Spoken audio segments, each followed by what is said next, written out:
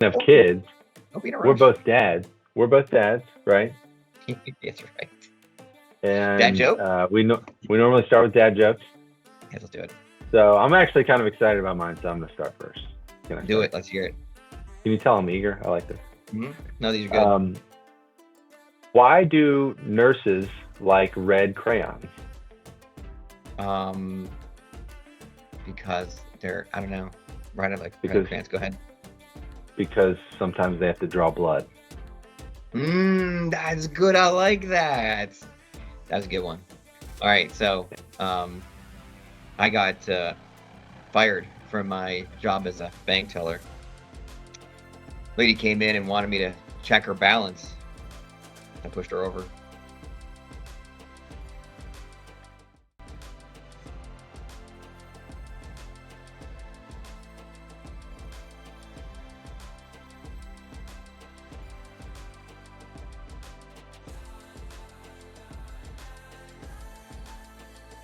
We are stepping into April here with Mr. Tim, and we're doing a video today because it's my fault. I'm running around a little bit today in the office, and so I'm a little behind. So Tim has graciously been flexible to do a little video today instead, like we used to back in the day during that the little thing that came across the world that was kind of, I don't remember what it was, but we did some videos during Yeah. that time too. So we're Yeah, experts. yeah, because we weren't allowed to see each other, unfortunately. It's a very sad time in my life where I wasn't having beers with Billy Sammons every now and then. But yeah, Yeah. the video style. I think I did one from my garage one time. It's pretty Yeah, oh yeah, interesting. that's the other thing is creativity.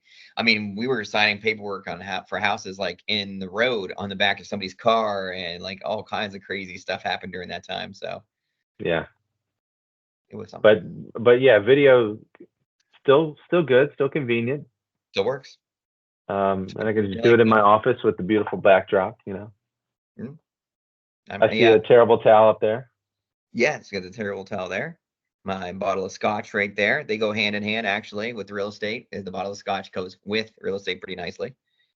And then home improvement magazines actually there too. So And if we continue to help our clients buy and sell real estate, you'll put a few more pins maybe on some different places on the world map, right?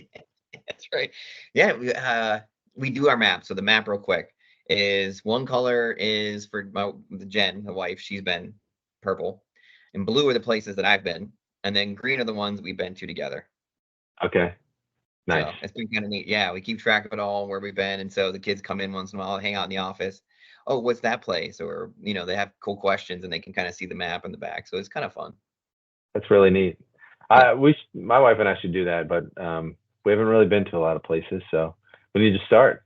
There you go. As a family, the family trips. Mine are a little older than yours, so I'm in a position where we can start taking them out and we start going places with them, and they can actually travel pretty well and they have fun with it. So someday you'll be there. I think it's a little tougher because yours are a little younger. So, One but day, my friend. so so let's transition that. Speaking of drawing blood, let's talk about these interest rates.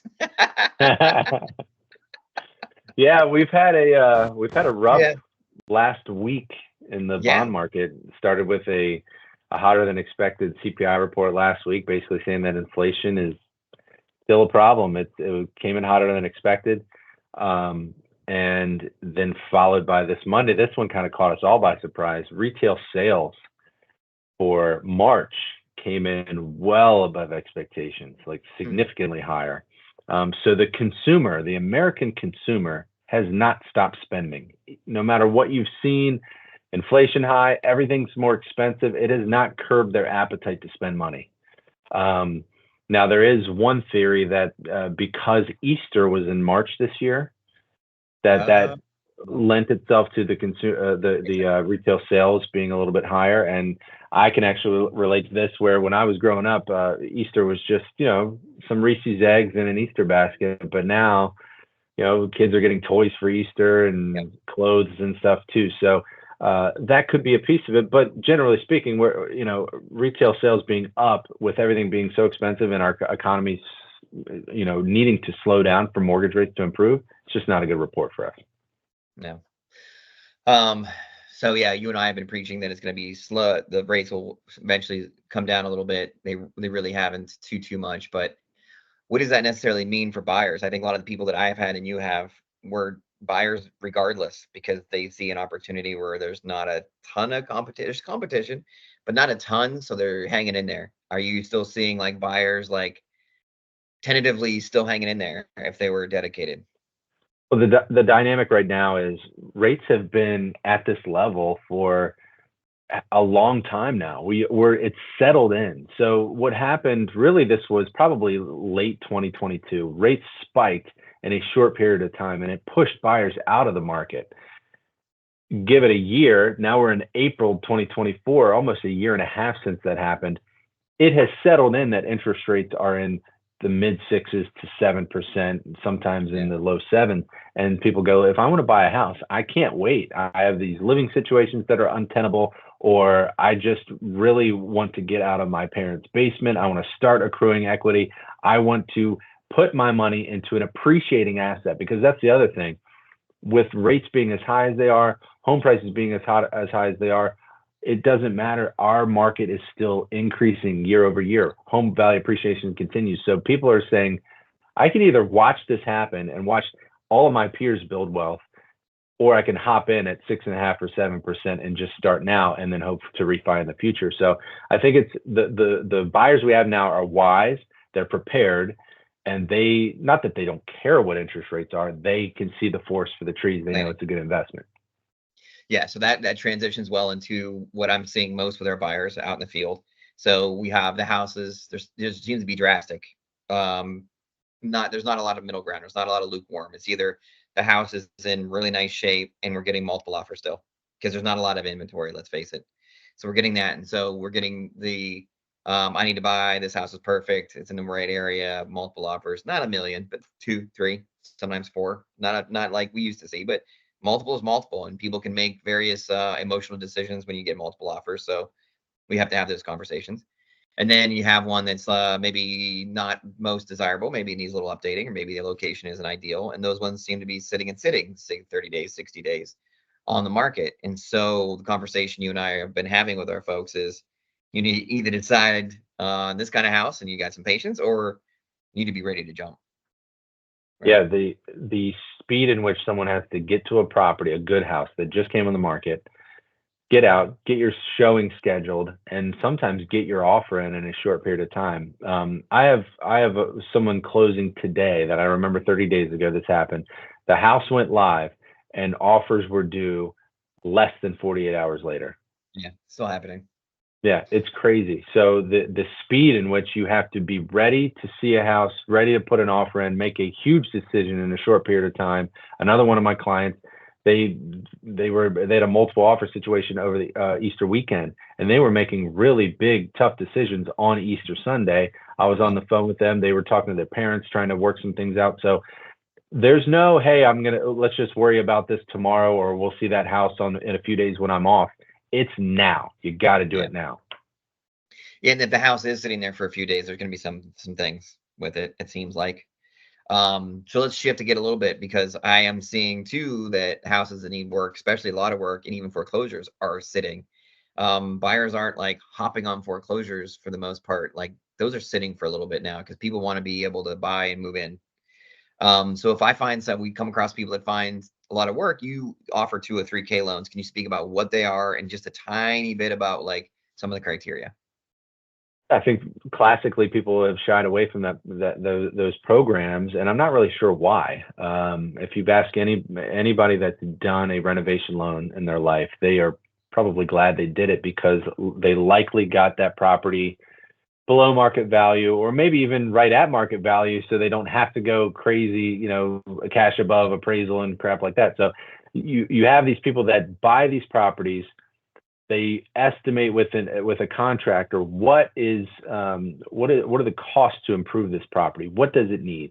Do you need to gut the kitchen and put in new cabinets and new flooring and new countertops? Okay, XYZ general contractor says it's going to cost this amount in labor, it's going to cost this amount in material. They give that to us. We build that into your mortgage loan. It is a separate product. You can do a conventional or an FHA version.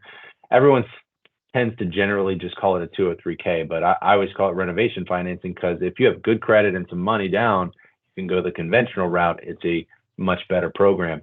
So it is a very valuable product. We did a renovation seminar last year, and not only are you talking about foreclosures and properties that need a ton of work, but you could take a property that just needs a few little tweaks and you can make it your own with a renovation loan. So it's a lot more versatile than just, hey, this is a gut job. It can be a lot of different things for you.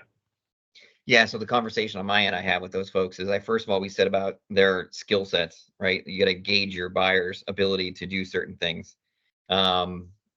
Because you want the contractor to go in there and know what they are getting into. For example, I saw one this weekend and the person was fairly handy. So I knew, all right, so you're able to do some like cabinets and hang cabinets. You're able to get some furniture and do some stuff like that. But we have to all of a sudden get plumbers and electricians involved in this particular situation because you're not licensed or insured. So you really got to sit down with your folks while you're in the house and gauge their skill level, their interest in what kind of work they're going to do, and kind of come up with a game plan while you're there and looking at everything. The other thing is sometimes banks do a little closing help, sometimes they don't. You never know. And then a lot of times banks won't pay for those TNRs. So you end up paying a little bit more in closing costs, but nothing too and crazy, especially if you can get a good deal, like you really save that money. So there's different things working with a bank that makes it different working with a person. But as long as you have a game plan and somebody like Tim here, who's done those kind of loans, and somebody like myself who flips houses and has a very good knowledge of what things need to be done and how much it's really going to cost and how labor intensive it can be, you can get a good deal on it and set yourself up for success.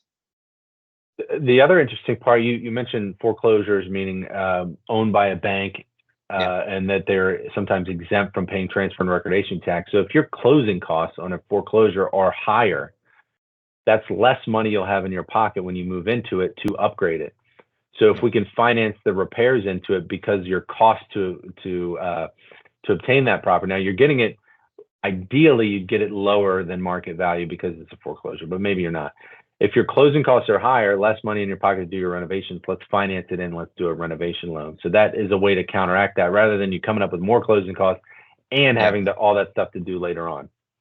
At what point of the conversation do you bring that stuff up with people while you're sitting with them? Do they mention certain things that key off for you, or what kind of stuff?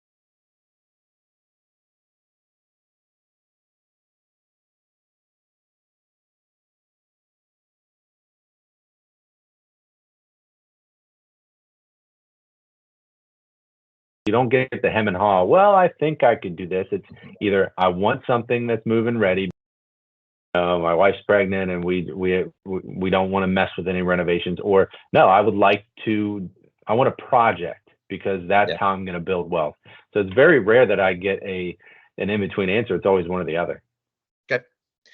That's helpful. So yeah, when you're setting up your meetings with Tim, make sure you have a pretty good idea of what you're getting into. Now, obviously, there'll be like one-offs every once in a while. Somebody will come across something that's perfect and they didn't expect to do it to us, but that's not as often. So, yeah, all right, man. So, by the way, we have an entire renovation division in our company, so we have so many resources to help walk you through that process. I think the fear in the past with renovation products is, loan officers and companies they stumble through them because there's a lot of paperwork needed on the contractor side and things of that sort. What can you finance? What can't you? What types of renovations are valid? What aren't? And we have an entire renovation department for that. So it's almost best of both worlds. I'm still your point of contact. I still handle it up front, and then we hand you over to these experts. It's a very seamless process for the most part. That's awesome.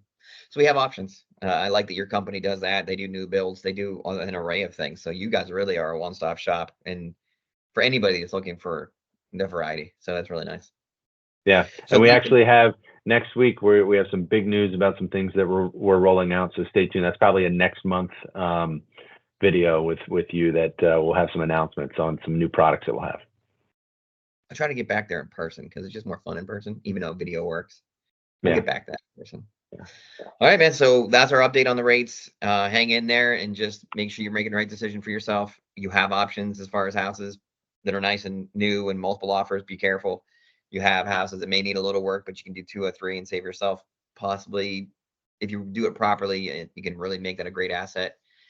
And then making sure you show up to our food truck festival. That's May 11th. We're doing a lot of fun stuff for that too.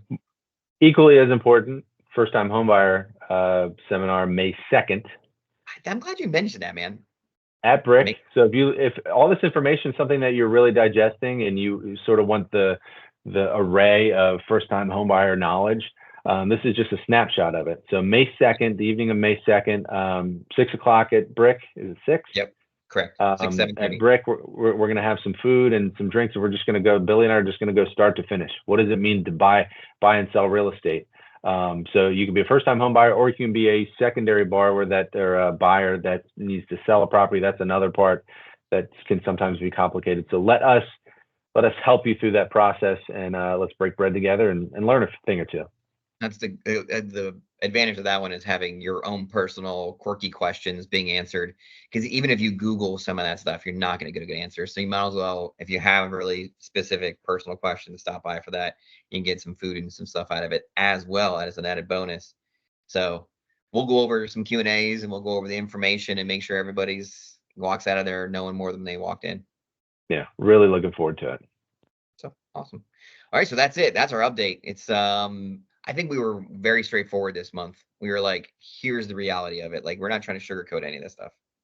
Because we're busy. We do have some people out looking at houses and things of that sort, and it's helpful because then you get really raw feedback, and so it's all top of mind for us. So we're delivering this feedback in real time to you. This is what our home buyers are either struggling with or finding. So we'll keep it coming for sure. And that's actually how we start all of our videos. Before we hit the record button, it's always like, all right, so what are your people coming at you with, and what are my people coming at with? We come up with our topics as we see people asking these questions. So these are like not us making stuff up. This is what we are seeing on the front lines of all of our videos. Absolutely. All right, man. Well, I appreciate your time again this week. We'll see you May 2nd, and see you next month on this video. Thanks for including me always. I appreciate it, Billy. All right, sir. See you soon. Yeah.